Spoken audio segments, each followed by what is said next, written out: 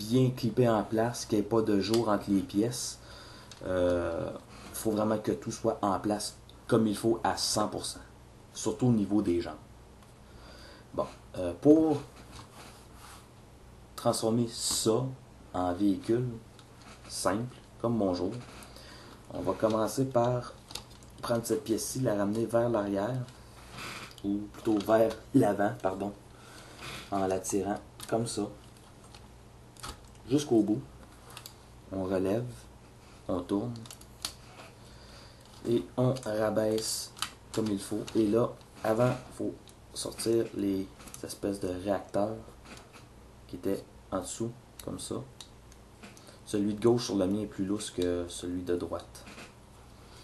Ensuite, on replace le tout et faire attention ici. Ça, c'était un des problèmes de la première édition. Les clips étaient trop minces et certains ont malheureusement brisé leurs clips. Donc, à faire attention et ramener le tout comme il faut, comme ça. Et ensuite, prendre ça, le reclipper comme il faut, prendre les pots d'échappement. Attendez un petit peu. On va reclipper ici comme il faut. Bon. Ici, prendre ça comme ça, tourner vers l'arrière et ramener comme ça. Et ensuite, prendre celui-ci comme ça, le tenir, bien tenir à deux doigts, à deux places, parce que juste faire comme ça d'une shot peut le casser. Donc, comme ça. Et ensuite, on replie et on reclippe.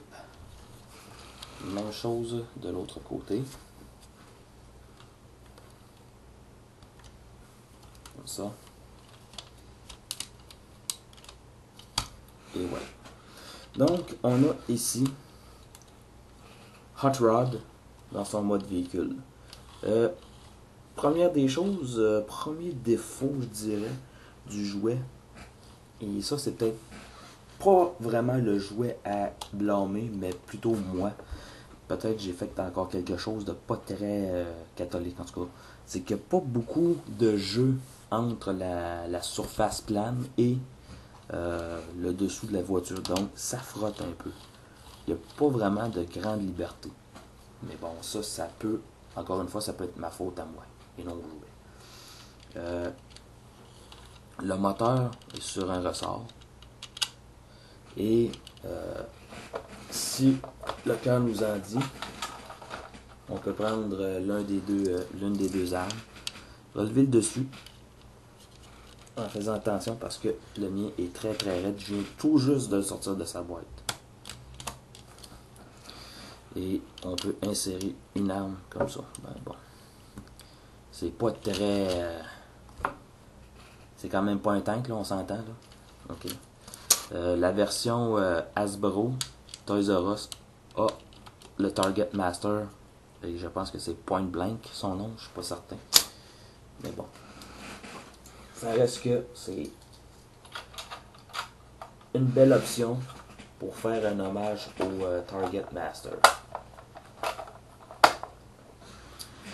Le mode voiture, je le trouve très beau. Je l'ai toujours aimé. J'ai toujours trouvé ça très sleek, très beau. On peut faire une comparaison avec aussi le classique, ou plutôt le Universe, Generation, Reveal the Shield, appelez-le comme vous le voulez. Les couleurs sont pas vraiment pareilles. Ici, on a une espèce de rouge rosé. Ici, on a vraiment un rouge pétant.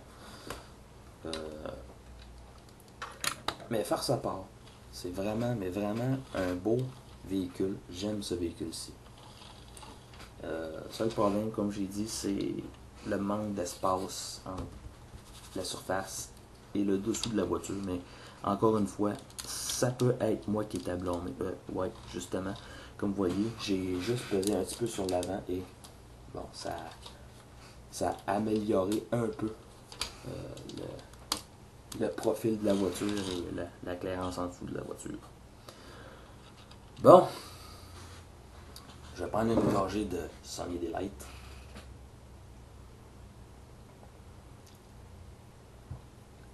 Et je vais passer à la transformation de ce robot-ci, ou plutôt de cette voiture-ci en robot. Mais avant, on remarque aussi l'intérieur. On remarque l'intérieur quand même assez bien détaillé. On voit les pieds. Vous voyez les pieds. Mais on a quand même fait un petit intérieur, donc c'est intéressant.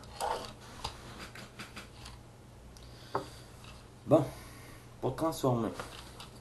Et encore une fois, pour ceux qui ne sont pas habitués à mes revues, je ne suis pas nécessairement les étapes dans leur ordre.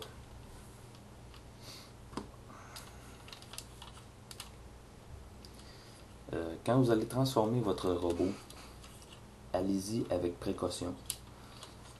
Parce que ça reste quand même que c'est un jouet, mais c'est pas un jouet pour enfants, c'est vraiment un jouet pour adultes. Donc, prière de faire bien attention quand vous allez transformer votre jouet. Ici, il faut tirer. On va commencer par décliper les bras. Tout simplement, comme ça. Pour pouvoir se donner un peu de jeu.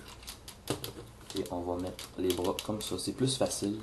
Parce que cette partie ici, vous voyez, il faut tirer dessus. Comme ça. On ne voit pas beaucoup là. Il faut tirer comme ça et la faire pivoter à 180 degrés, comme ça. Ensuite,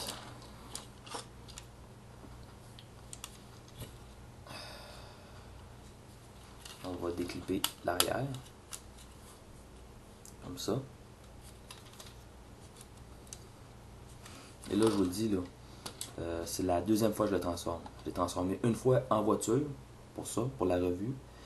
Et là, c'est la seconde fois que je le vois en robot. Donc,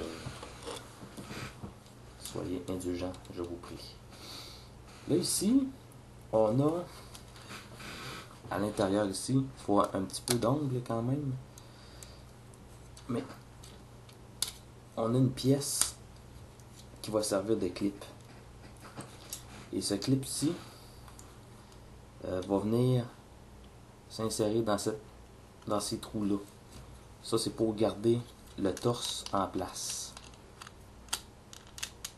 Et voilà, c'est fait. Comme ça. On va tourner la tête à 180 degrés.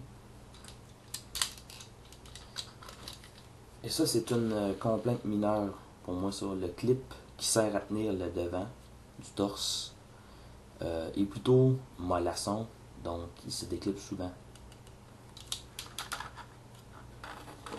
C'est sur mon exemplaire à moi. Ça ne veut pas dire que ça va être sur votre exemplaire à vous. Ensuite, on va décliper ici, des deux côtés. Il y a beaucoup de déclipage à faire. Il y a ici, comme ça. Et il y a à l'intérieur, il faut s'assurer que tout soit bien déclipé. Pour s'assurer de ne pas faire de bruit. Ensuite, on va baisser ce panneau-ci. Et on va déplier les jambes. Comme ça. On va rentrer les roues par en dedans. Même chose ici. On va déplier les jambes encore. Ou plutôt la jambe. Comme ça. Là, c'est bordélique, mais attendez que j'ai fini et vous allez changer d'idée. On va abaisser ce panneau-ci comme ça, pour que ce ne soit pas dans les jambes. Que ce soit dans le chemin. Et on va prendre le haut du torse et le faire pivoter à 180 degrés, comme ça. Cette partie ici, on va la faire lever comme ça, avec les réacteurs par en dedans. Replier le backpack si on veut. On va tourner le backpack comme ça. Et vous voyez le clip ici, j'ai un clip blanc, va aller se clipper sur les deux pins ici.